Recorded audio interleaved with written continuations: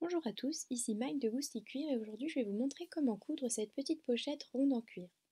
Elle se ferme avec un simple bouton pression et offre de la place pour des écouteurs ou des autres petites affaires.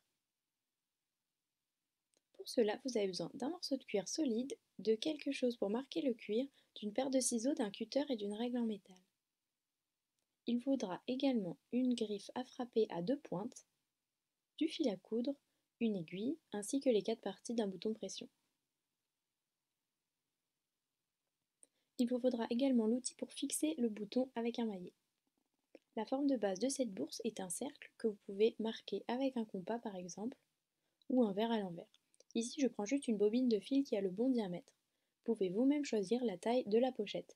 Cela dépend de ce que vous voulez en faire. Mais vous devez toujours garder à l'esprit que vous avez besoin d'une marge pour coudre les deux côtés. Lorsque vous avez tracé les deux cercles, vous devez mesurer la circonférence de l'objet utilisé.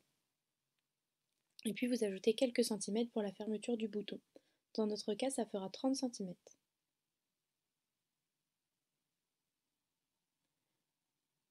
Et maintenant pour la largeur, j'ai simplement utilisé ma règle en métal qui mesure 3 centimètres environ. Encore une fois, cela dépend de vous. N'oubliez pas encore une fois de rajouter quelques centimètres.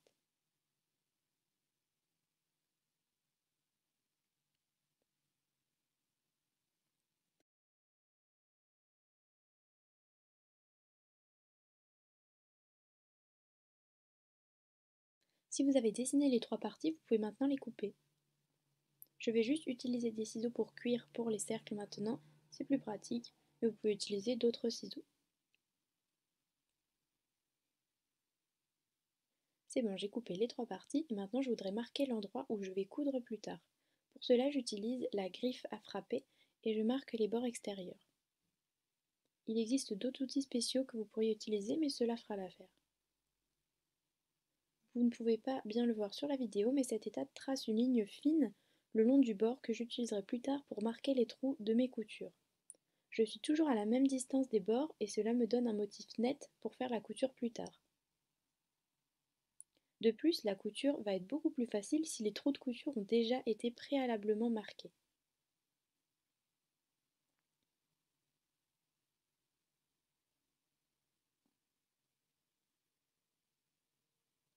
Maintenant, je prends la griffe à frapper et un marteau en caoutchouc et je frappe les trous pour la couture.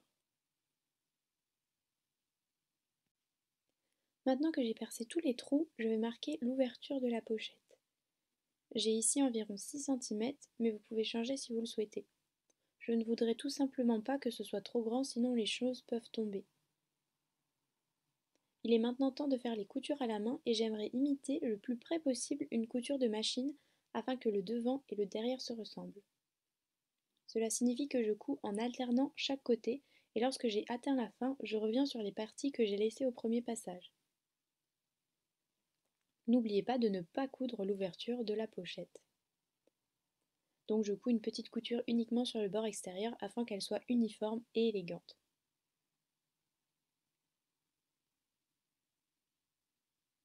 Vous pouvez maintenant voir ce que je voulais dire tout à l'heure sur la couture en alternant les deux côtés.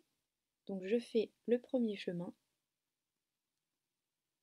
et au retour je couds sur les parties qui ne sont pas encore cousues. Et voilà, j'ai cousu toutes les pièces ensemble en excluant l'ouverture. Et maintenant il ne reste plus qu'à attacher le bouton pression. Je vais donc utiliser ce que j'ai préparé au début de la vidéo. Vous pouvez utiliser aussi des pinces si vous le souhaitez. En premier, je marque la position haute du bouton. Je fais un trou avec une pince perforatrice. Je vous ai déjà montré dans une autre vidéo comment fixer un bouton à pression. Vous pouvez la regarder pour le tutoriel complet. J'utilise le trou du haut pour marquer la position du bouton du bas et je refais un trou.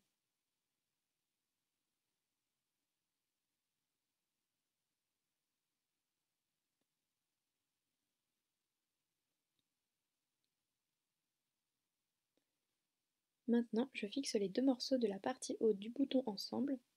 Je place le tout et je frappe le bouton avec le rivet et le marteau en caoutchouc.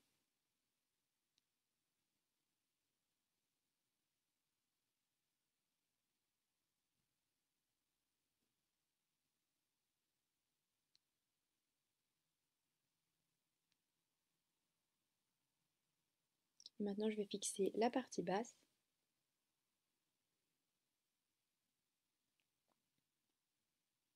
Donc encore une fois, placez le tout ensemble et frappez pour fixer.